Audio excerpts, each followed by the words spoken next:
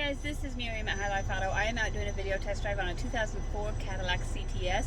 If you've never been on my video test drives before, the way it works is I drive the vehicle on video and I tell you what I see, hear, think, smell, and feel to give you the best indication of being in the driver's seat without actually being in the driver's seat.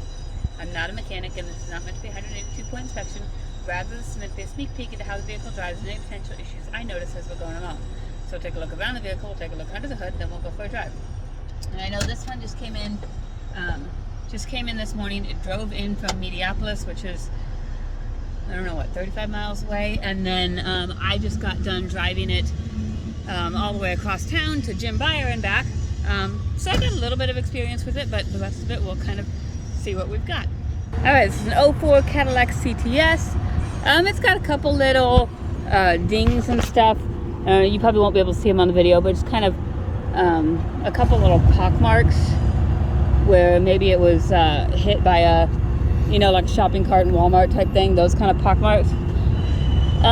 These tires, probably about 50% on the back. And then up here, probably closer to like 75% on the front. As far as rust goes, it looks like a pretty clean body. Got the blacked out tail light. You got a little bit of rust over here on the wheel well. You can see that starting. And then it looks like over here there's a little bit of damage. It doesn't go in very far, but it is there. Probably if you wanted it, it could probably very easily be sanded off and painted by a body person who knew what they were doing. But again, there's a couple little pock marks right here, and right here, just like maybe where it was hit with a shopping cart or something. Here's the back seat. Interior is clean. Looks pretty decent, except for that passenger seat over there is ripped. But the rest of it looks all right.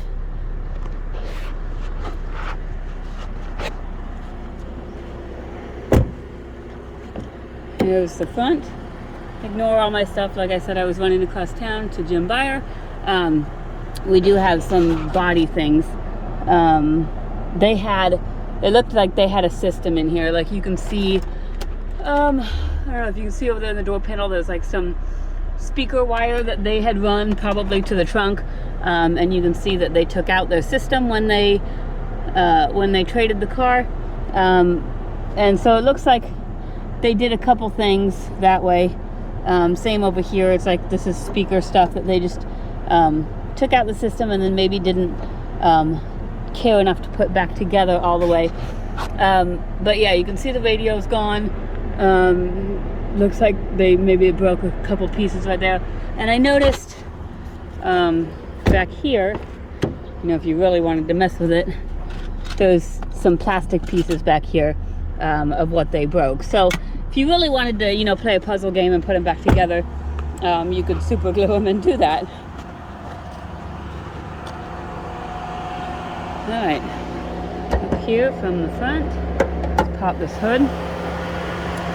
It is the 3.6 V6, so not the North Star, which is good news for anyone who knows Cadillacs.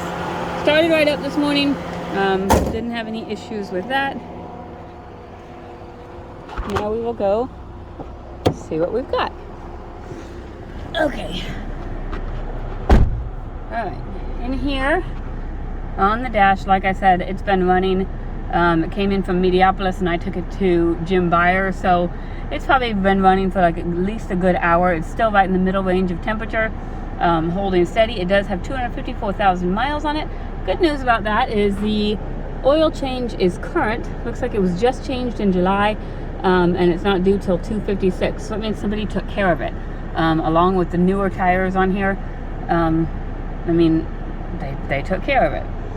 It's got a check engine light, which I will look at and take pictures of and add to the website because I don't have my computer with me. And then it's got the traction control brake and ABS light. We were told this had a wheel bearing noise, and I kind of hear it a little bit. I think it's probably coming from the rear. And honestly, you probably won't hear it on the video, but it is something you will hear when you drive it. So it sounds like a wheel bearing noise, and most of the time those 3 lights come on when you have a wheel bearing issue. So, 95% sure that's the problem right there. But again, no radio, so we're not going to really test the radio. But the AC does work. I've had it on. We're going to see how to turn the AC off. We're going to try the heat and make sure the heat works, because we're kind of getting into that season where that will be important. And I've got heat blowing out, so heat works. And then down here we've got these 2 buttons, the winter button, and I don't know what that one is, but a lot of times the winter button is just because these cars are usually rear wheel drive. I don't know if this one is, to be certain, but then it just kind of helps it, gives you traction in ice and snow and stuff. It starts you in 3rd gear, just gives you traction when maybe you wouldn't have traction otherwise. So there's that, but you can look up what those buttons do. Passenger side window works. Also, there's this piece right here that I assume that they took out for something. Again, I don't know what this car looked like with the system in it, so I don't know what's really missing. That window works back there, the rear passenger side. Rear driver's side window does not work. You can hear it. Oh, wait. Well. Okay, so you can hear it working in there, but it is off the regulator. And it looks like it had been maybe taped up at one point. I'll have to get that back up.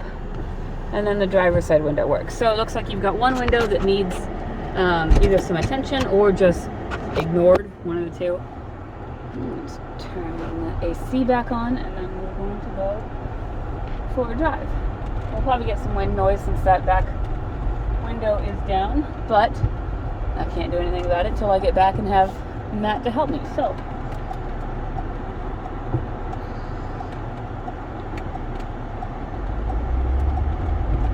off we go.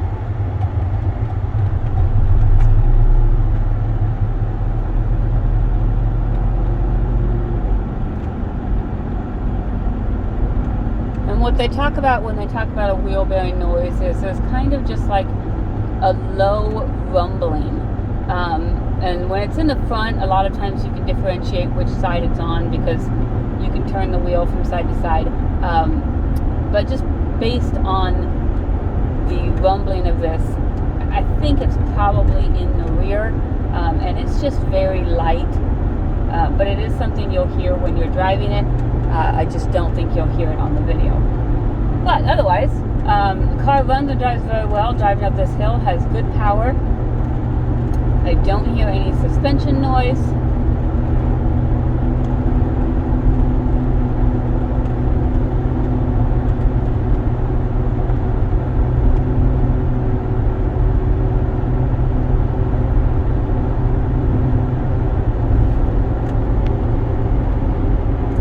Check our turn signals. Left turn signal works. Right turn signal works. Let's see if that's 2, 3. Okay, now they're blinking about the same speed. So both turn signals work. Windshield wipers work. We're going to attempt to figure out our cruise, but let's see. Oh, it's an old school one. It's on the stick. Cool. Okay, and the cruise does not appear to work, which is not uncommon with the wheel bearing issue, with the traction control lights and all of that. Sometimes when those lights are on, it'll disable the cruise just because, I don't know, they're kind of a system that all works together. So I'm going to say the cruise probably does not work. And again, as I'm turning, really no suspension noise, no ball joints or anything like that creaking or popping. And let's try the horn. Horn works. Okay, so that's it. Overall, this is going to be a cheap car, obviously, because it's got miles on it. It's got some body things that need done. But it does run and drive very well. It looks like it's been maintained. as far as like oil changes and tires, and it's been cleaned. So if you can handle like a little bit of not being perfect looking, this might be a decent car for you. I've got an 06 Cadillac CTS right now that is completely opposite of this, has low miles, runs and drives very well, is clean, nice looking, and all of that. Obviously, if you look at my website, you'll see the difference in the two prices. Pretty much the same car, but you'll just see the difference in how they are. So, but overall, it's a good running car. Heat and AC both work. So if you have any questions, hit me up. My cell phone is 309-267-7200. Thanks, guys.